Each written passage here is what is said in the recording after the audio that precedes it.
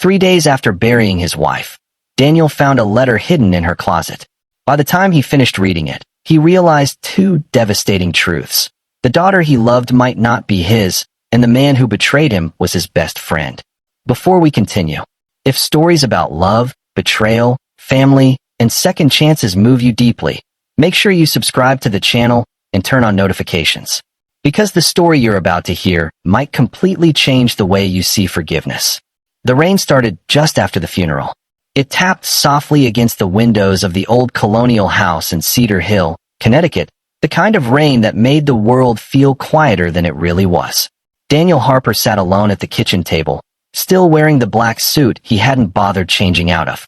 3 days ago, his wife Emily had died in a car accident on Interstate 84. She is 36 years old, gone before the ambulance even arrived. The casserole dishes from neighbors crowded the counters. Half the lights in the house were off. Their golden retriever, Murphy, lay near the back door, refusing to move much since Emily disappeared. Daniel stared at the untouched cup of coffee in front of him. The silence was unbearable. For 14 years, Emily had filled every room with life. She sang while cooking, danced while folding laundry. We talked during movies, teased him when he became too serious. Now the house felt hollow, like someone had scooped out its soul. He rubbed his eyes and looked toward the staircase. Their daughter Sophie was asleep upstairs, 8 years old, too young to understand death completely, old enough to know her mother wasn't coming back. Daniel exhaled slowly. He should sleep. Instead, he wandered aimlessly through the house. The living room still smelled faintly of Emily's lavender candles. Her knitted blanket rested over the couch exactly where she left it. One of her mugs sat beside the sink with lipstick still on the rim. He picked it up carefully, then set it down again before the grief swallowed him whole. By midnight, Daniel found himself standing in their bedroom doorway. He hadn't gone inside since the accident. The room felt sacred now. Frozen, Emily's side of the bed remained untouched. Her reading glasses rested atop the novel she'd been halfway through. A sweater hung over the chair near the window. Daniel stepped inside slowly. He sat on the edge of the bed and pressed both hands against his face. "God," he whispered shakily, "I don't know how to do this without you." The tears came hard then, the kind that left him gasping. After several minutes, he forced himself to stand. He opened Emily's closet, intending only to gather clothes for donation eventually. Instead, he found himself breathing in the scent trapped in the fabric. Then he noticed the box, a small white box tucked behind a stack of sweaters on the top shelf. His name was written across it. Daniel. His chest tightened. He climbed onto a stool and pulled it down carefully. Inside was a single envelope. On the front, written in Emily's unmistakable handwriting. "For Daniel. Only after I'm gone." His pulse stumbled. Suddenly the room felt too small, too warm. His fingers trembled as he opened the envelope. Inside was a letter folded neatly into thirds. Daniel unfolded it slowly and began to read. "My dearest Danny, if you're reading this, then something happened to me before I could tell you the truth myself. First, I need you to know this. I loved you every single day of my life. Even during the hard years. Even during the fights. Even when we nearly lost each other after Sophie was born. You were the best thing that ever happened to me." Daniel swallowed hard. His eyes blurred instantly. He kept reading. "But there's something I kept from you. Something I should have told you years ago. Sophie isn't your biological daughter." Daniel stopped breathing. The words seemed to detach from reality. He reread the sentence once. Twice. 3 times. His hands started shaking violently. No. No. That wasn't possible. He looked upstairs instinctively, towards Sophie's room. His daughter. His little girl. The child he taught to ride a bike. The child who slept on his chest during thunderstorms. The child who called him daddy every day of her life. He forced himself to continue. "Please keep reading before you hate me. Before we got married, we broke up for 3 months. You remember that time. We were both miserable and stubborn. During that separation, I made a mistake. I spent 1 weekend with someone else. It meant nothing, and I never saw him again. Then we got back together.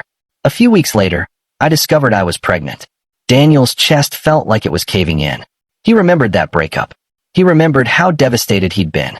And he remembered how overjoyed they were when Emily discovered she was pregnant shortly after reconciling. He never questioned the timing. Never once. "I truly believe there was a strong chance Sophie was yours. I wanted to believe it with everything in me. But deep down, I was never completely certain. 3 years ago, while you were on that business trip in Chicago, Sophie needed blood work after getting sick. The doctor accidentally revealed information that made it impossible for you to be her biological father. Daniel stared blankly. A memory surfaced. Emily acted strangely after that hospital visit. Quiet for weeks. Distracted. He had asked if something was wrong. She said she was tired. I wanted to tell you then. I tried so many times. But every time I looked at you with her, I lost my courage. You loved her so completely. And Danny, she loves you. You are her father in every way that matters. A tear dropped onto the page. Then another. Daniel felt anger rising beneath the grief now. Hot. Sharp. 14 years. 14 years of lies. His mind raced wildly. Who was the man? Did anyone else know? Had Emily laughed behind his back all these years? He clenched the paper tightly. Then he noticed there was more. There's one more thing you deserve to know. The man's name was Marcus Reed. Daniel froze. No. Impossible. Marcus Reed. His former best friend. The man who stood beside him at their wedding. The man who disappeared from their lives years ago after a falling out neither of them ever fully explained. Daniel's stomach twisted violently. He continued reading with numb fingers. It happened once. We were drunk, miserable, and angry at the world. It never happened again. He wanted to tell you after we reconciled, but I begged him not to. Eventually he moved away because the guilt was destroying him. I know this confession may ruin the memory of me. Maybe I deserve that. But Sophie deserves the truth someday. And you deserve the choice I stole from you. If there's any grace left in your heart, please don't punish her for my mistakes. She is innocent in all this. And Daniel, she is still yours. Love doesn't disappear because DNA changes. I know that because I watched you love her every day. Forever yours, Emily. Daniel lowered the letter slowly. The room spun. Marcus. Marcus Reed. His best friend since college. The man he once considered a brother. The betrayal cut deeper than grief itself. Daniel stood abruptly and paced the bedroom. His breathing became ragged. Every memory now felt poisoned. Barbecues. Vacations. Birthday parties. Had Marcus looked at Sophie knowing? Had Emily? All those years. He slammed his fist against the dresser. A framed wedding photo fell over. Murphy barked downstairs. Daniel gripped the edge of the dresser and fought the urge to scream. Then another thought hit him. Sophie. The child upstairs. The little girl who had already lost her mother. What would happen to her if he couldn't look at her the same way anymore? The idea alone filled him with horror. Because despite everything, he loved her. Nothing in that letter changed the instinct in his heart. And somehow, that hurt most of all. The next morning, Sophie came downstairs wearing pajamas and carrying her stuffed rabbit. Her eyes were swollen from crying. Daddy. Daniel quickly folded the letter and shoved it into his pocket. Hey, sweetheart. She climbed into his lap automatically. Like she always did. Can we still make pancakes? She asked softly. Mommy always made pancakes on Saturdays. Daniel nearly broke apart right there. He held her tightly. Yeah, he whispered. We can still make pancakes. While he cooked, Sophie sat on the counter swinging her legs. Do you think Mommy can still see us? Daniel hesitated. I hope so. She'd probably say you're burning them. Despite himself, Daniel laughed quietly. That sounds like your mother. Sophie smiled for the first time in days. And in that moment, looking at her face illuminated by morning sunlight, Daniel realized something terrifying. He couldn't see the lie. He only saw his daughter. That night, after Sophie went to bed, Daniel searched Marcus Reed online. It took less than 10 minutes to find him. Denver, Colorado. Architect. Married. 2 kids. Daniel stared at the screen for a long time. Then he made the call. Marcus answered on the 4th ring. Hello. Daniel's jaw tightened at the familiar voice. It's me. Silence. Then a sharp inhale. Daniel. You knew? Another silence. Longer this time. Yes. Daniel closed his eyes. The confirmation hit like a punch. You son of a bitch. I know. You let me raise her for 8 years. She's your daughter. No, Daniel snapped. She's yours. Marcus spoke quietly. Biologically? Maybe. But that's not what makes a father. Daniel almost hung up. But rage kept him there. You slept with my wife. I know. You stood beside me at my wedding. I know. You watched me build a family on a lie. Marcus exhaled shakily. I wanted to tell you 1,000 times. But you didn't. No. Daniel's grip tightened around the phone. Did you ever want her? Marcus was silent before answering. Every day. That answer stunned him. I stayed away because Emily begged me to, Marcus continued. She said Sophie needed stability. I need you.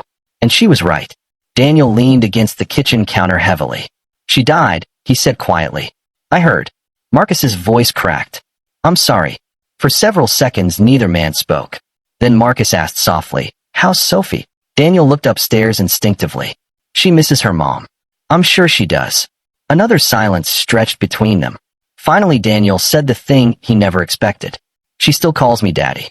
Marcus let out a quiet breath that almost sounded relieved. Because you are. Daniel hung up without another word. Weeks passed. Then months. Grief settled into the house like dust. Heavy. Constant.